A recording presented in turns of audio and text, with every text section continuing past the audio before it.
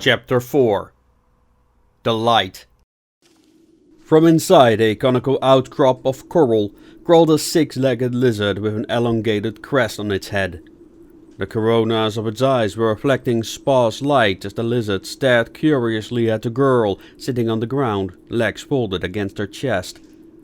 The glow of luminous vegetation growing from between the cracks cast a pale light on Igraine, who buried her face inside Anwin's clothes. The jasmine smell relieved her of the sickening mold scent and herbal aromas lingering among the ruins. By then, the other passengers had gone down the tunnel in a bewildered state similar to her own. At least she had some peace now. Igraine rarely saw that many people at once, let alone from up close. Worse yet, it invoked memories of a time when the Nyctala tortured her, prodded her, and used her as science experiments within the narrow confines of a submarine. The metallic outlet the cultist had implanted in the back of her skull was itching. How could the association have sent her here, after all they had done to get her walking again? Suddenly, a grim realization dawned on her. Perhaps that was it. Now she was an adult. They were done with her. Igraine looked at her doll, Anwin. An adult wasn't supposed to carry around one of these, and yet... She squeezed her friend even tighter. "What to do, Anwin?" Igraine glanced past the corner of her eye to the suitcase. Maybe... Distracted by approaching footsteps echoing through the hallway, she looked past the rim of her hat. It was one of the people she had seen on the balcony. He wore something akin to a miner's overall, complemented with protection for the elbows and knees and sturdy gaiters. Over his shoulder he carried a stick from which hung a tangle of thick reddish vines. Between his lips he was sporting a thick fag that emitted a thermal fragrance that could be smelled from feet away. Initially he ignored her, but the moment he walked by, curiosity seemingly got the better of him. Igraine tried to avoid his gaze as he glanced at her, but it was too late. Their eyes met. He was a young man, probably not much older than she was, but something about those green eyes emitted a type of grown-up cynicism, just like Mr. Alborough's. She looked in front, pretending not to have noticed him, and waited for his steps to fade away in the distance. She didn't expect him to care, and yet, some part of Igraine wanted him to stop and take notice. But that would be stupid. She wasn't special. Why would... It went quiet. There was some shuffling, and his steps came closer again. Igraine became anxious. What could he want? They were all alone in this place. Igraine waited nervously, not sure if he wanted to... "Oi!" said a hoarse voice. After some hesitation, she looked up at him. There he was, reaching out his hand, covered by worn fingerless gloves with all manner of colorful stains. "Come down," he said with a stern look in his face, and pointed his thumb over his shoulder. Igraine still hesitated, but she couldn't sit here forever. Reluctantly, she grabbed his hand, hoping for the best. With a sideways nod of his head, he told her to follow. She did, keeping a reasonable distance as they descended deeper into the bowels of Elysium. Walking down its tunnels was like wandering through a coral reef from a dark fairy tale. Its fauna ranged from incandescent mildew and calcified plant structures that both amazed and repelled Igraine as he followed the young man through the maze of hallways and overgrown chambers. Bright orange cones and purple tendrils grew from the cracks in the wall. Disgusting creatures scattered by her boots, and a rim of her skirt was already covered in colorful grime. Suddenly, the boy walked up to a colony of purple kidney-shaped caps with luminescent trims and produced his knife. He started cutting at it, and offered Igraine a piece. She accepted, not to appear impolite. When he took a bite of his, however, she excused herself. I'll save it for later," she said, and put it in Anwin's bag. Distracted by the wild environment and her guide's eating habits, Igraine didn't notice a foot-long fluffy centipede crawling over her suitcase, and was shocked when its stubby legs attached themselves to her skin as it went. "Eehee!" Dropping the copper, Igraine swung her hand violently to rid herself of the creature, which in turn wrapped itself around her arm while chirping loudly like a cricket. "Get it off! Get it off!" she cried as it clung to her like catchweed. Pursing his lips, the boy grabbed her arm as he was reaching for the creature. Its horrid noise had increased in pitch as he pulled the beast away and threw it between the tendrils of some stinkhorn-like mushroom, whose long triangular tendrils clamped themselves around it, covering the centipede in foam secreting from its mouth. Freed from the beast, Igraine wiped a tear off her red cheeks. "So, where, are we going?" asked Igraine, massaging her sore arm. "Is it far?" "Huh?" he grunted without looking. "Are we going somewhere?" she asked again, gesturing in the direction they were heading. "Oh," he nodded assuringly. "Arcology." "Arcology? What is that?" Her face lit up as he directed her at a blue light at the end of the tunnel. Her curiosity piqued, Igraine walked ahead. Shielding her eyes against the blinding light, she stepped through the doorway, whilst the clamour of a city was roaring in the background. Squinting, Igraine massaged her strained eye, and once he opened it, her mouth dropped. From on top of the walkway, Igraine looked over a hive-like city basking in a pure blue light shining down from a translucent dome. A multi-tiered metropolis of ramshackle buildings divided by various decks, which in turn were connected by urbanized bridges and all manners of elevators whose cables were spun between the decks like power lines. At the center of the patchwork flats and bridges stood a tower that reached all the way to the city's third level, that, just like the cathedrals of old, appeared to be Arcology's focal point. Its spire was crowned with an array of sparkling coils, buzzing like defunct transformers, but despite the ramshackle machinery, its walls were smooth and its corners sharp, aligned in stylish angles unlike any of the other buildings in the city. Stranger still was the cobweb of cables rising from the assembly on the roof all the way to the transparent dome blanketing the city. Above that shield, within a turbulent sea of blue gases, rained a thunderstorm, sending bolts of lightning shearing through the boiling vapors, illuminating the rotating mechanisms contained within. In awe of its scale, Igraine couldn't help but gawk at the massive gears above, pondering if the constant friction was the cause for the static violence. Despite her growing up around such marvels, the beating of her heart synchronized with the rhythm resounding through the undercurrents of the city's clamor.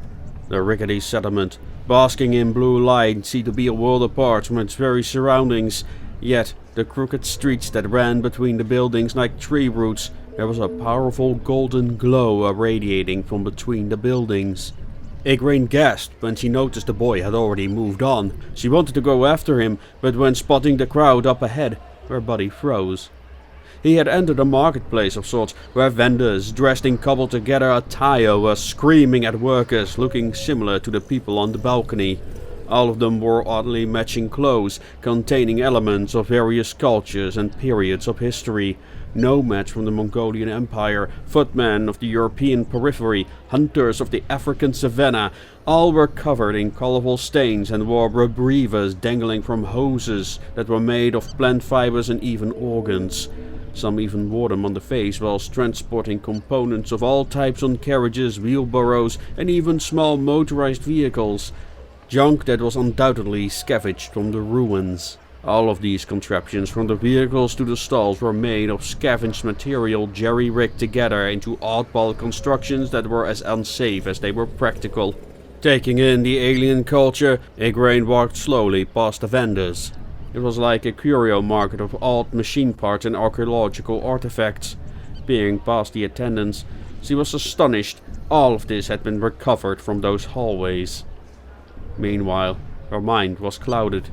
At first, Igraine assumed it was the strain of her journey, but then her limbs were getting all tingly with restlessness. Still blaming it on fatigue, she observed a woman sweeping the tiles with a broom made of some unnaturally green twigs.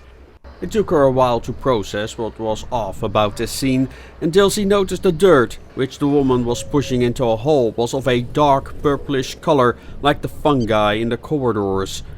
Fungi that produced spores.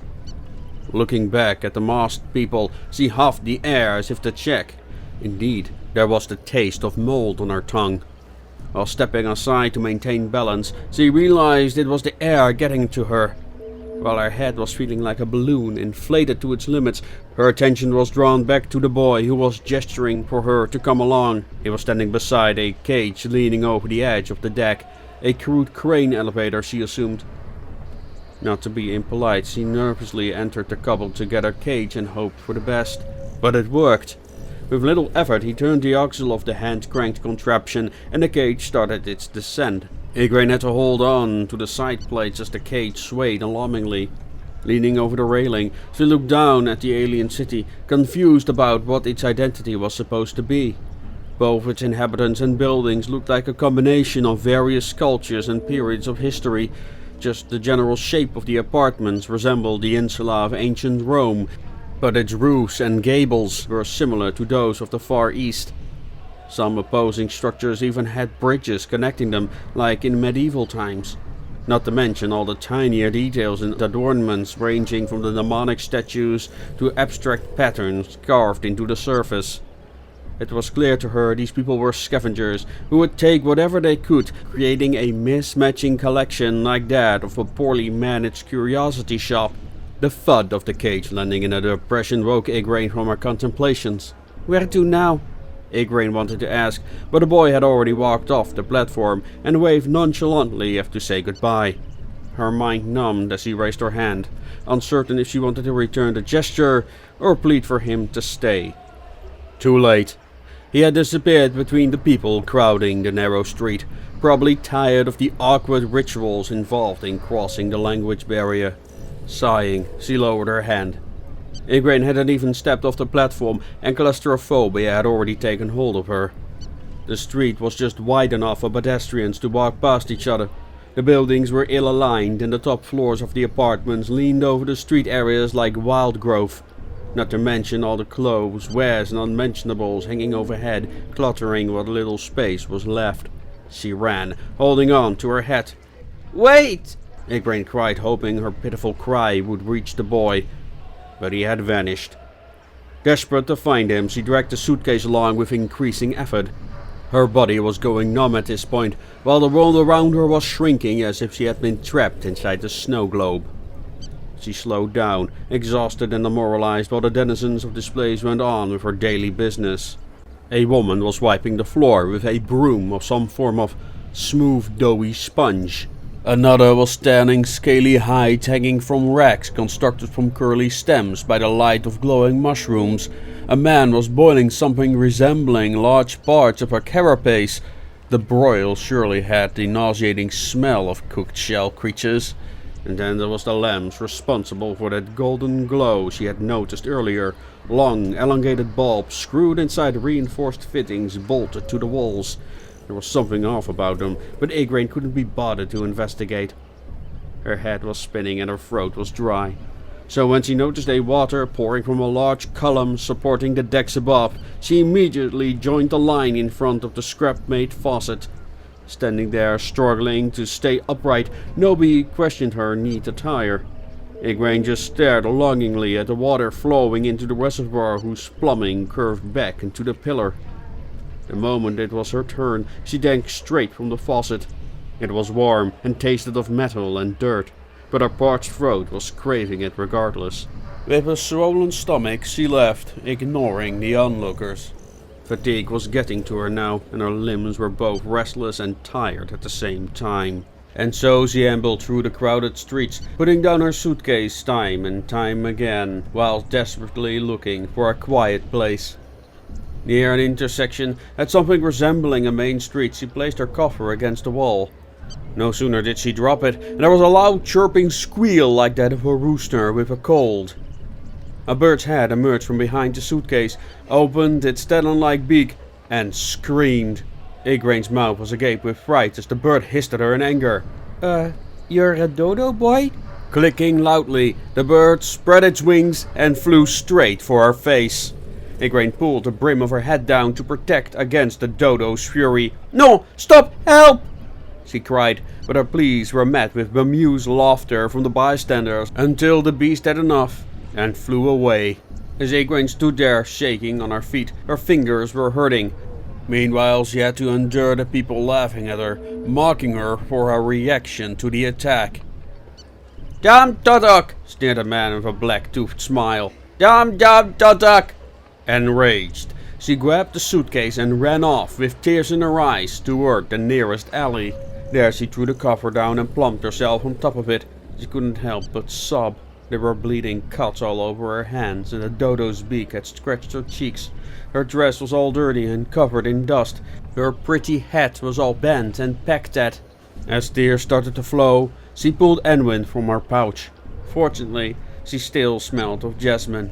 A little scent of home, of sanctuary. Instead of comfort, the smell was making her homesick. It was like her first day on Atlas all over again. Just a few days, she imagined Enwin saying. Then we can go back to sanctuary. Igraine became suspicious. But what if they didn't let her, and all of this had been a ruse to get rid of her? Of course they will. Did I ever hurt you? Igraine shifted her eye. Not intentionally. See? You're right. While wiping her tears, she noticed the mushroom the boy gave her on the floor. Igraine grabbed it and took a bite. It was chewy like tough jerky and flavorless. But it was keeping her busy while she observed the blue light of the great machine, casting wavy patterns like the reflections of water upon the strange tiles. Ignoring the dirt and noise, it was quite pretty and soothing to look at it while chewing. Among the pedestrians, she noticed a family of 4, a wife, husband and their 2 children too young to understand anything. People like her, who had just arrived with the white Zeppelin. They were as confused by the city as she was, but at least they had each other. But she... Igraine looked into Enwin's egg-shaped eyes. What should I do? She whispered. Find the end of the hall, she imagined Enwin saying. I don't know where that is. Igraine was alarmed by the now familiar clicking sound. 2 dodos closed in on her, looking greedily at her mushroom. Frustrated, she tore off a piece and threw it away. As the birds fought over the scraps, Igraine left the alley, clueless about what to do next. Ah! She yelled when a cringe-inducing shriek resounded from the nearby speakers, followed by a throaty voice making an announcement. Greetings, Kips and Scavs. This is the Founder. I see you've already gotten acquainted with our latest delivery of survivors. Make them feel welcome. Your way. That is the Founder? He sounded like a freak. But where was he? Then she looked at the tower at the center of the city, located at the end of this very road. Was that the pillar depicted in that symbol? Thinking about it, that location seemed the most obvious place to start. She dried her eyes and started walking. After all, what did she have to lose at this point? To reach the tower, she had to traverse a virtual sea of market stalls and seedy establishments from which all manner of unfamiliar music emerged. Not to mention the smells of grilled foods and spicy aromas emitted by the baskets filled with edibles Igraine could not recognize, apart from the mushrooms. Lots and lots of mushrooms. The air was permeated with the smell of fungus and sweet incense emanating from lavishly furnished canopies beneath which people were laying on colorful cushions, smoking suspiciously smelling pipes and cigarettes. The boy from before had smoked something similar that neither in her world nor Atlas would she be allowed to even touch. But here there was no escaping it. Everyone was on something. The smell of food gave her some relief from the dizzying miasma, making her mouth salivate even when the smells weren't that appealing. After all that wandering, Igraine had finally reached the base of the tower, which was suspiciously empty, as if something was repelling the denizens. The structure was also much larger than she anticipated. It had 2 wings the size of factory halls, stretching out in either direction, with roofs on a slight incline leading up to the tower at the center. Even without depth perception, looking up to the top was giving her vertigo, whereas the bursts of electricity were flashing erratically. Then, another flash illuminated a nearby sign displaying "The End of the Hall," with an arrow directing her to the site of the complex. Later, Holding the suitcase in front of her lap, Igraine read the purple letters displaying the sign spanning the width of the bar entrance. The end of the hall. She had found it just as the captain had told her to. But she didn't dare to enter. Natives wearing old industrial tools and protective gear were conversing in front of the bar, which reminded her of the saloons of the American frontier. Igraine gulped while eyeing a saw blade on a grinder hanging from a man's shoulder, pondering what purpose it could possibly serve. Another carried something resembling a hammer drill. All these tools were powered with portable batteries suspended from their webbing and backpacks. Very advanced technology, which her people might be able to replicate, but the association could only dream of at this point. But no matter how much these strangers intimidated her, she had to get inside. After taking a deep breath, she marched past the other patrons, who, fortunately, were not paying her any heed. Upon entering, it turned out the entrance to the hall was a jerry-rigged structure covering up a larger hole in the wing's wall. An impact crater of sorts, which was supported by various scaffolds. The timber walls of the structure were covered by all manner of posters, some printed, others hand-drawn.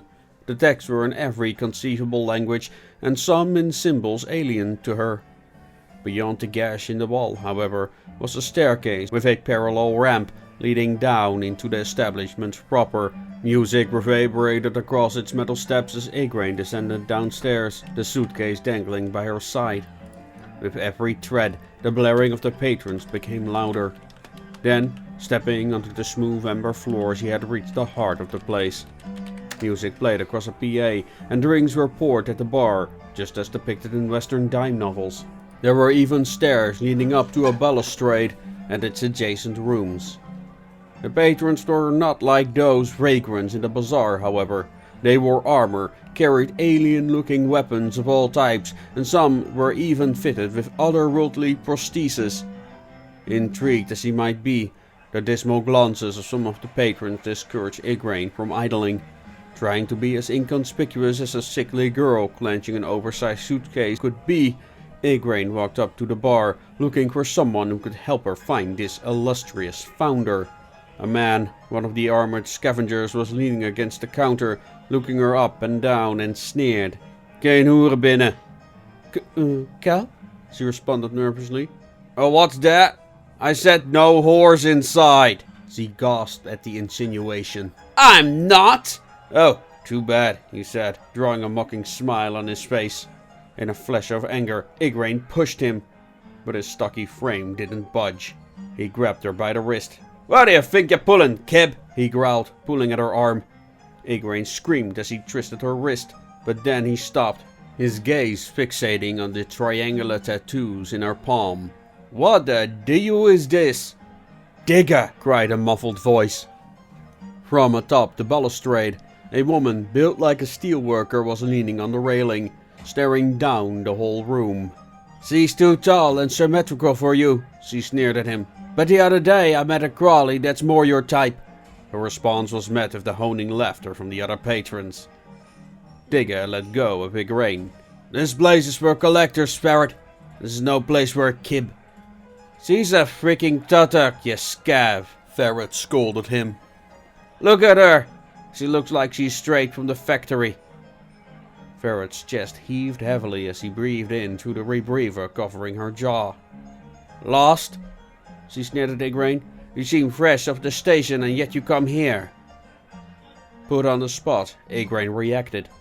"The captain sent me. She told me to see the founder." A certain section of the patrons suddenly fell silent as Ferret just looked down at Igraine as if she had said something incredibly stupid. "You spoke with the captain?" asked Digger with unnerving intensity. Igraine shrunk as the patrons closed in on her. Ferret's voice cut through the murmur again. "Let her return in a week." Everyone looked at the balustrade as he continued. "If she is still alive by then, the founder will meet with her." And having said that, she walked off into the nearby room. The man looked back at her. "Well," he scoffed, "ain't you special? You heard the missus. Get!" Sweating profusely, Igraine nodded and headed back for the stairs, doing her best to ignore the suspicious glares from the natives. A week. Igraine thought to herself whilst climbing the stairs. A week. It wasn't that long ago. That was a time frame that would have flowed by unnoticed. But in this place... How long had she been here since her arrival? A few hours? Walking outside, she could feel herself shrink in the pulsing blue radiance of the machine above. Meanwhile, there were all these people surrounding her, talking, working, hauling, preparing food, people eating, smoking and talking, ignoring her as they walked by. She rested her head against the tower's wall as she sank to her knees. A week. A week? Weak.